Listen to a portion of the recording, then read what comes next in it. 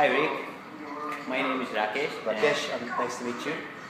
Me too. So this is my second visit to your facility. Yes. And this visit is especially for a few questions regarding my professional development. Okay. Okay, so let's begin. How are you today? Pretty good so far. Yeah, it's not bad. Okay, so first of all, I would like to ask which course did you choose for this particular? I did 4 years in university in kinesiology. That's what I did. So, of course, well, that is the field of phys ed, and then I did my certification in the States in personal training, ISS, I did, and what else did I do? There's like 4 or 5 different certifications that I have. I can't really remember most of them right now. Yeah, same thing. Okay, so yeah, that's a pretty interesting course, and I read from your side that Yep. You have been in this industry since more than 20 years. I've been close to 22 years now 20 in the years. industry, yeah. So do you exercise every day to maintain your? I do train every day. That was my training partner. I was just talking to on the phone. I'm trying to arrange for us to meet it later so I can work out. Okay, so yeah, so I will go what do you recommend to me as a personal trainer regarding your certification? Like, is there any importance of certification in this field? Yeah, you should be certified. And if you're looking for certification, I think the best one here in Canada would be, what do we call it? Yeah, that's actually the best one to get. Also, Canfit Pro is another one that you probably get. Canfit Pro, yeah, I heard about that. So I am planning to do that Canfit Pro and CCF CPD2. The C set would be probably the best one I would say to get. But like I said, if you couldn't get that, and if you can't get it, the Canfit Pro is probably the next best one to probably get. Okay, so you have done Canfit Pro too? I've done the C7 and I've done the Canfit Pro, but I don't continue to keep my certification with Canfit Pro. I've got a US certification, which allows me to, US too? Yeah, which allows me to go and work if I want to go and work in the States, which I do travel the odd time. I do some work over in the States with a few clients I have, so that's why I have. Yeah, that's an interesting thing because I have never heard about person have done US or other countries certification, especially in personal training field.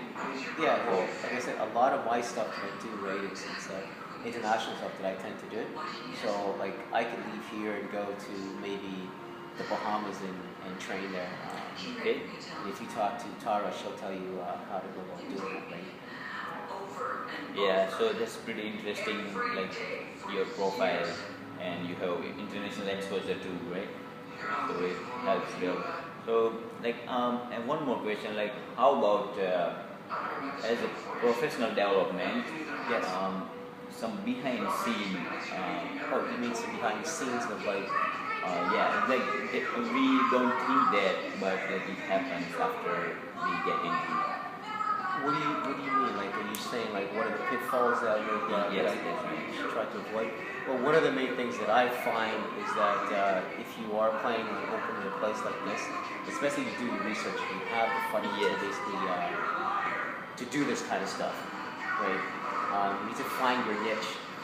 Exactly. Yeah. Right? That's I think would be the paramount thing. Finding your niche in this market. So would be one of the major pitfalls I would say to try to avoid. Find your niche. Clarify what it is exactly that you want to do as a personal trainer. You can't just be thinking you're going to train for everybody. Either you're going to design yourself and say, okay, I'm going to deal with kids, or I'm going to deal with older adults, or just women, young women, or older women, whatever it may be, but you're going to design a specific route that you're going to take and say, okay, this is what I'm going to do, this is where I'm going to fit my figure. Yeah, so it's pretty much same thing about regarding smart goals. You are going to set smart goals. That's what we learned in our courses. Yes. So you are talking about the same thing, setting reach. I'm hoping I understand what you're getting at. Yes, but I'm pretty sure that's Yes. That's pretty close to what. Yeah. So like, how long you take to get in this field? Like from the beginning. From the beginning, it's you know what, it's taken me about probably, I'd say 20, 22 years to probably get to where I'm at right now. And the instep of the concept of putting together like a training facility and getting it off the floor and doing it. Because I spent a bit of time working for other people, learning my craft and teaching and watching other people doing, basically looking at the mistakes that they're making. And I decided, you know what, I know I can do this better, so that's when I basically started my own little thing. Yes, I agree with that. Because like we learn from like our seniors' experience or our But superiors. to tell you the truth, if I knew the things that I know now when I started this business, I probably would have been a lot further ahead, which is what I think you guys need to learn, is that you need to basically be good, or someone needs to be good in marketing. Yeah. So marketing, are you preferring what would be better option? Yes. Like if I knew, like I said, if I knew what I know now about marketing, I think I would have been a lot better in doing probably attracting more clients versus what I am now, what I'm doing now. Yeah, so like marketing is the another like thing that we have to take in consideration. Okay. So like as a marketing consideration, what do you do for marketing? Basically, we do internal marketing here. Like we try to get our clients to refer us to their family members or to their close friends. Yeah, so word of mouth is very. That's probably the best one. I'm also finding, places like Facebook, Twitter, having people, basically blog for you and say, talk about you. That's probably, I think that's the key thing now to do is to get bloggers or get people to basically talk about your business and talk about what you've done. Like, for example, you'll come in here and do something with me, and probably blog about it, that's going to get people that follow you or whatever it is to come in and to do things. And that's what I would say to you, like if you're going to open a place, maybe get bloggers or get your friends who like to be on Twitter or whatever it is, let them out there, and that would create the buzz for you. Yeah, that's right. And so like I have a physical therapy background. Yes. From my country, and I have done health wellness and fitness program here. Okay. So as I will be graduating this term, so what would you prefer, like students like me, to get in this field to do? Like, is there any kind of volunteering or experience? How can I proceed? You're meaning, like, what kind of experience would you be able to have to get into this kind of business? Yeah. Well, I think you're well versed in what you have, like the background that you're stating to that you have. That's actually really good to have, right? And again, being certified as a personal trainer here, if this is where you're going to be conducting business, I think you would need to do that. But going back home to your home country, I think you'll be way ahead of the average person back home or the average trainer back home. The experience that you've gathered from here to be successful at what you want to try to do if you go back home to do something like this. Yes, that's because we have learned many advanced technology and other techniques that are not used in right now in India. Exactly. Yep. Yeah, so that's the better option for us. And I was pretty much interested in getting some international exposure here, so international experience. So would it be better to start volunteering in any gym facility or? To tell you the truth, I wouldn't say to you go and volunteer your time at any gym. Like, if you're looking for, I think, a broad spectrum of experience, go to the YMCA. That may be a good place for you to go and volunteer because you'll come across different streams of people, right? From women, young kids, and older adults to basically just go to a regular gym and try to find somebody to train. Go to the YMCA and probably work like that. That's probably the best thing to do. Yeah, because I get like all of the exposure in YMCA or in big facility. I think they would be better. I think they would be better suited to have you to help you get the necessary experience that you're looking for than to say a big gym. A big gym is not going to be the place where you're going to be, I would say, well set and received. They're just going to basically exploit you in the sense of just going to go, hey, go clean this, go do that. You're not going to give you the opportunity to learn or to train somebody, right? But the YMCA thinks that would be better. That's what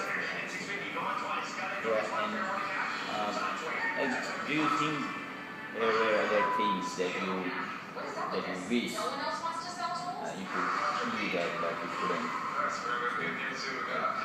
There are things to be avoided in this field. Not quite sure I'm understanding what you're saying. If there were things that I could do over, is what you're saying? Like when you started this, for example, this facility, you thought that you would be doing this thing, but you couldn't do that due to few factors. Well, no. When I thought about doing this business, right, I had the idea of just basically training women or older adults, or there's a certain section in this community that I wanted to deal with. That's why I moved here to Dundas. It wasn't because I just thought, hey, you know what, I'm just going to be a personal trainer instead of shop here in Dundas. I did my research, you know, of what the target market that I want to deal with. Yes, research. Yeah. So I hope I answered your question. You know. Yeah, so like doing research is the best idea. You need to have, target market, excuse me, you need to have a business plan, right? I don't care what it is that you're going to do. If you're going to set up in any kind of business, you need to have a plan of action that you're going to do. Right? It's going to be, you know, the money situation to where you get your clients, how you're going to train these people. Things like that, you need to at least have those things laid out. So you have, you know, those are things like we are learning in Tara's class, okay. like what kind of floor material we'll be using, what kind of marketing. So those things like really help us to get in this field. Yep. So those are very, really target market survey and research, right? So So would you recommend anything, especially do in this field? Any suggestion, like any skill sets that I need for that special? Well, I think you need to be in tune with people. You need to be able to deal with every kind of people that you come across. Excuse me. You need to be a people person is what I'm trying to get across. You need to be empathetic to everybody, or to people's needs, right? You gotta be good at customer service. Yes, I agree. Right. That would be the key, I would say, customer service, right? Yep. Because the customer, if they like first time, then they come and they will spread word of mouth. Well, yeah, that's true. But you know, like if I walked in here and I saw you and we have similar backgrounds or whatever it is, and I like you, I'm gonna tend to be drawn here into you, right?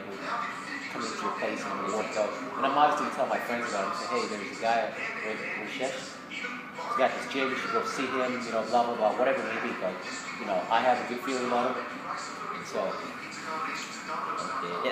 Yeah. So there were very interesting and good suggestions for me. yes. And this was very fruitful meeting for me. Well, So I hope I helped you out as well as I possibly can. yeah. Okay, so that was all, and I will contact you if I will have more questions. No problem. If your professor needs to call me or whatever to clarify more things for you so you can get a better market, please. Okay. All right. Thank you very much. Nice meeting you. Good. All right. Okay. Take care.